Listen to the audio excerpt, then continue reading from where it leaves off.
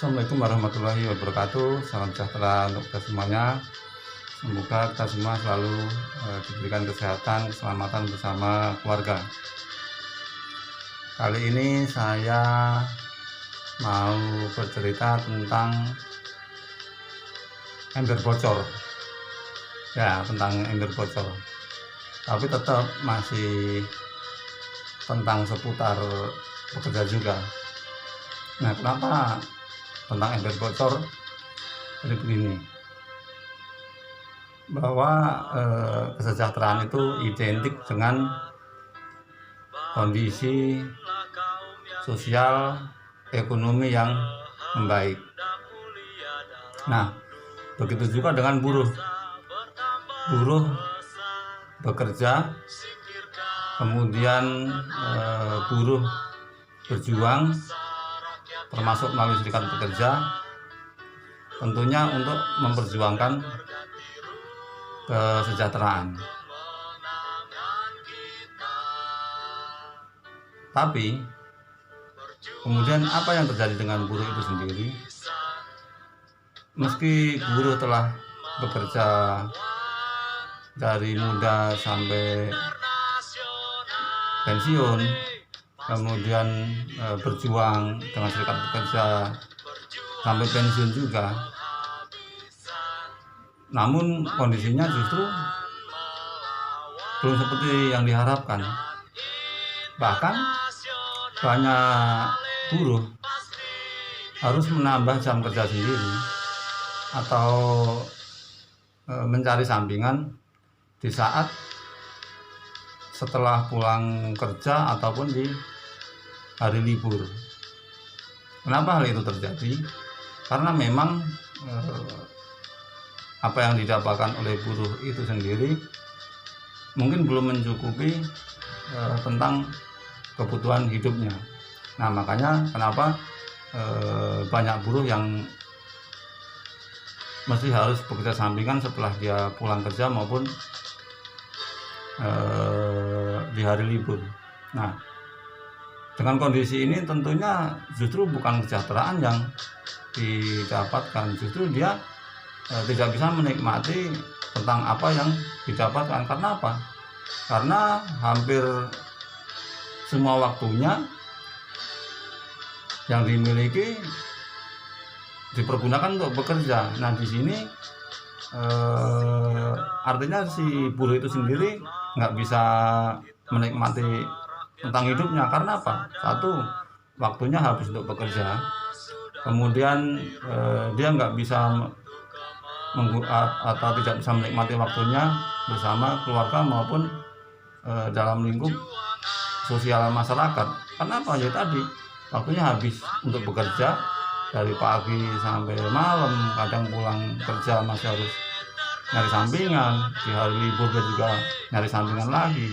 Nah, artinya disitulah dia nggak bisa menikmati hidupnya. Nah, disinilah kenapa buruh justru makin terperosok. Nah, bertahun-tahun hal itu dilakukan, bukannya membaik, justru makin terjepit buruh itu. Yang ada justru malah buruh tidak bisa merasakan apa yang dihasilkan. Yang ada malah justru buruh tidak mempunyai apa-apa, kemudian dia tidak bisa menyiapkan apa-apa. Yang ada malah kondisi kehidupannya makin berat, hutangnya makin menumpuk. Kemudian di sisi lain dengan kondisi tekanan hidup yang makin berat, banyak buruh yang akhirnya terpaksa resign atau terpaksa keluar kerja karena hal tersebut. Nah, ketika resign, inilah yang membuat buruh makin terperosok atau makin tidak mempunyai hal yang bisa diharapkan. Kondisinya makin sulit dan makin berat. Nah, kemudian di sisi lain, selama buruh bekerja atau selama dia menghasilkan penghasilan, buruh nggak bisa menyiapkan tempat atau sebuah wadah bagaimana untuk menampung penghasilannya atau mengolah apa yang dia dapatkan. Kenapa? Buruh ketika berpenghasilan justru dia menempatkan atau menaruh apa yang dihasilkannya itu di tempat lain. Contohnya seperti apa? Ketika buruh gajian misalnya, atau dia telah mendapatkan hasil, kemudian dia menaruh uangnya di mana? Di bank. Nah, bank itu punya siapa? Punya kapital, punya pengusaha. Dan itu bukan punya buruh. Kemudian setelah mendapat penghasilan, buruh harus memenuhi kebutuhan hidupnya. Akhirnya apa? Melalui pembelanjaan. Belanjanya di mana para buruh? Di minimarket, supermarket. Yang itu juga bukan punya buruh, itu miliknya pengusaha atau kagak yang telah memang kaya raya. Nah, artinya di sini buruh tidak akan mendapatkan atau tidak bisa menyiapkan apapun karena memang buruh tidak mempunyai tempatnya. Nah, tempat ini yang menyediakan siapa? Kapital.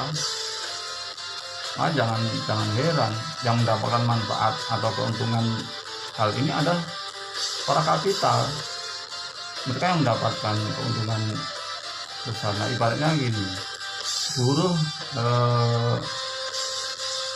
menggali sumur, kemudian setelah sumurnya ada airnya, buruh tersebut ngambil air dari sumur.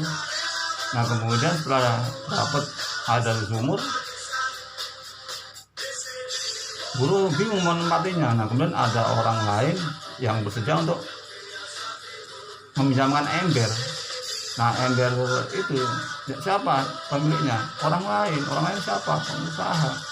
Nah, ember itu yang mempunyai ember itu dia sudah tahu bahwa nanti bisa dimanfaatkan, makanya dia nyiapin ember besar. Nah, kemudian dipinjamkan cuma-cuma kepada buruh yang tadi gali sumur. Nah, ketika si buruh udah dapat air, kemudian ditaruhlah di ember besar yang disiapin oleh orang lain tadi atau pengusaha. Nah, tiap hari, tiap sampai bertahun-tahun buruh nimba, kemudian naruh di ember tersebut, padahal ember tersebut sangat besar dan telah dilubangi oleh si pemilik ember. Nah, ember tersebut dilubangi, kemudian sama berikan atau dipasang pipa di ember tersebut untuk dialirkan ke ember yang lain yang telah disiapkan oleh pemilik ember tersebut tanpa buruh sadari. Nah, artinya disinilah mengapa buruh sulit sejahtera, karena dia hanya mengalirkan apa yang dia dapatkan untuk orang lain atau untuk pengusaha melalui penyimpanan uang. Buruh naruh uangnya di bank miliknya kapital, buruh berbelanja di minimarket, supermarket miliknya kapital. Nah, itulah mengapa buruh sangat sulit sejahtera karena hal tersebut. Bahwa selama bertahun-tahun ternyata buruh hanya mengisi ember yang telah disiapkan oleh orang lain atau pengusaha. Embernya besar, buruh ngisi terus, dan ember tersebut telah dilubangi oleh pemilik ember, dipasang pipa untuk dialirkan ke ember yang lain tanpa buruh sadari. Nah, itulah kondisinya kenapa buruh sangat sulit sejahtera, karena dia hanya mengisi ember kosong yang telah dipasang pipa untuk dialirkan ke ember yang lain oleh pengusaha. Nah, dengan kondisi ini buruh seharusnya bagaimana mulai menyiapkan ember secara bersama-sama. Ketika dia nggak bisa sendiri, minimal bersama-sama bagaimana menyiapkan ember atau membuat ember yang besar secara bersama-sama untuk kemudian diisi bareng-bareng, di mana ember tersebut adalah miliknya buruh itu sendiri. Ibaratnya ember tersebut adalah koperasi. Nah, disinilah memang koperasi ini ada ember besar yang dimiliki atau yang dibuat oleh buruh sendiri untuk bagaimana menampung airnya, kemudian ketika airnya sudah banyak bisa dimanfaatkan bersama-sama oleh buruh itu sendiri. Dan mudah-mudahan kita sebagai buruh tidak lagi mengisi ember-ember yang telah dilubangi oleh pengusaha atau oleh kapital. Kita harus membuat ember-ember sendiri, kemudian menyiapkan ember-ember sendiri, menambahkan ember-ember sendiri, untuk kemudian kita perbanyak ember-ember tersebut, yaitu dengan cara reputasi. Selamat menata masa depan.